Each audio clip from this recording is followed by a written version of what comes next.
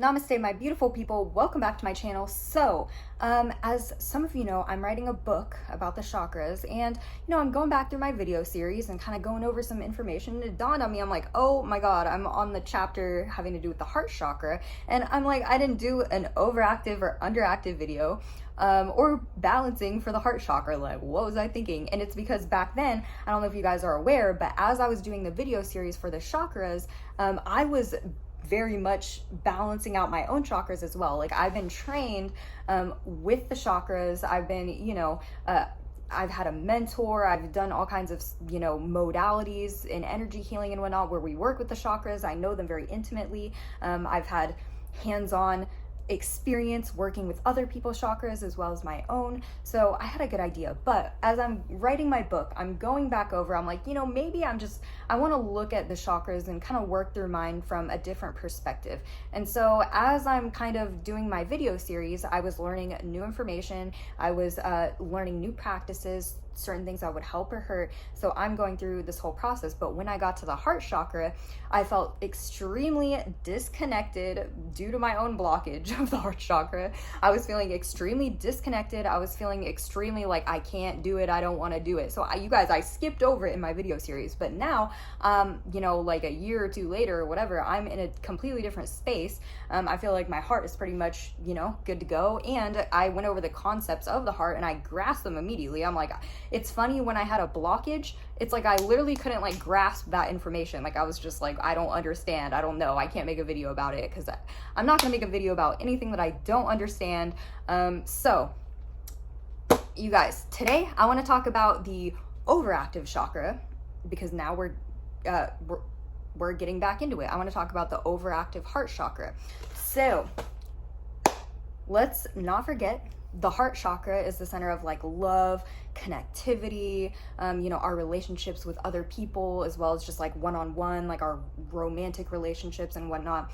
So when you have like way too much energy flow to your heart, it can get negative, right? You can value connection to others to the point of your own detriment.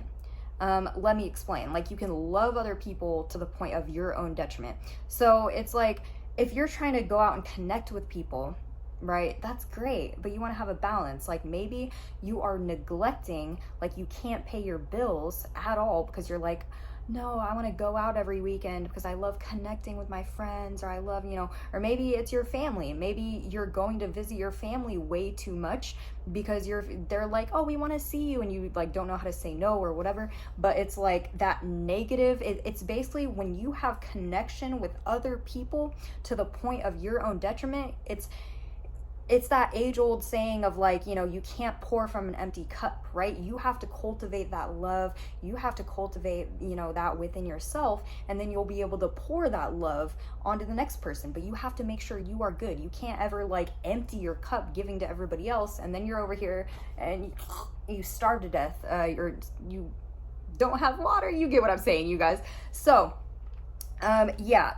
Don't be going out every weekend to connect. Like, it's okay, connecting is the only thing that's important, but you can't pay your bills and you're out here sleeping on the street, right? You have to prioritize other things too, like balance the connection with others along with your other priorities, your other foundational structures. Don't make it to the point of your own detriment, basically. That's the same with like loving others, right? Like, sometimes we love people so much, or we get into this like people pleasing type mentality where, like I said, like we have nothing to give and we're just like exhausting ourselves. It affects our mental health, if we're just giving and never receiving, never, and sometimes people are trying to give back to us. Some people are trying to give that love back, but we're just not able to receive it, right? That's definitely a thing. So, healing also has a lot to do with the heart chakra. So, if we have over like too much healing or too much affection or too much, that can be unwanted sometimes. Like, sometimes you want to help others heal. You want to help others, but they don't want it necessarily. Like, it wasn't consensual. Like, I'll use an example of like, say you discover energy healing, and you're like, oh, I want to balance everybody's chakras and I want to help everybody heal, and I kind of went through a phase like this, you guys, where I'm like, I want to do Reiki on you, I want to do energy healing. Like, I would see people that would need, that I felt would need it, but they kind of didn't know what it was about, or they were kind of like put off to the idea, or didn't know how it would work, and they're just kind of like, no, oh, I'm good, or whatever, you know. And I'm like, no, like, you need it, like, it'll be great, like, we can just do this. And, you know, I think I had bought two of my very close girlfriends like Reiki sessions from my mentor back in the day, who trained me in energy healing and blah blah blah. And guess what, it's like years later and they never, not once, used that certificate to go get that Reiki session, because they're just like, what the fuck, like, that, you know, that was my heart chakra, like, too much energy flow.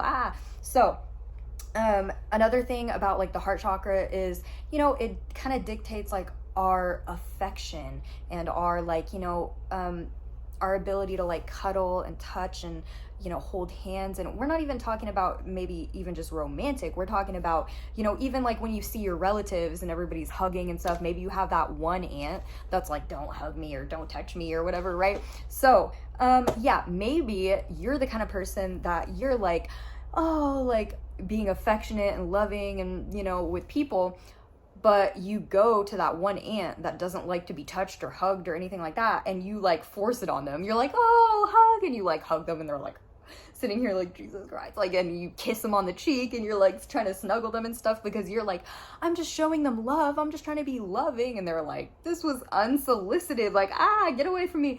Yeah, I used to have an aunt that used to kiss me on the cheek, you guys. She would even try to go in for the lips sometimes, and I'm just like, I was uncomfortable with it in every way, shape, or form. I know she means well, coming from a place, like a place of love, but I'm like, I am not with it. So that would be a big example of, yeah, that unsolicited, you know, that overactivity within the heart chakra.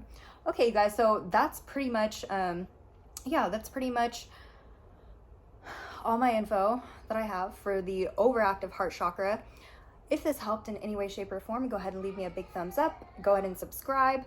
We talk about stuff like this all the time. I have a million other chakra videos, and I mean, they keep getting better, honestly. So stick around. We're talking about more. I'm also writing a book, so that's going to be a fun thing to read and get into. You know, we got some fun stuff going on. If your heart chakra is overactive, like, what do you think? Do you have any of these symptoms? Leave them in the comments, you guys, and I will talk to you soon. Mwah.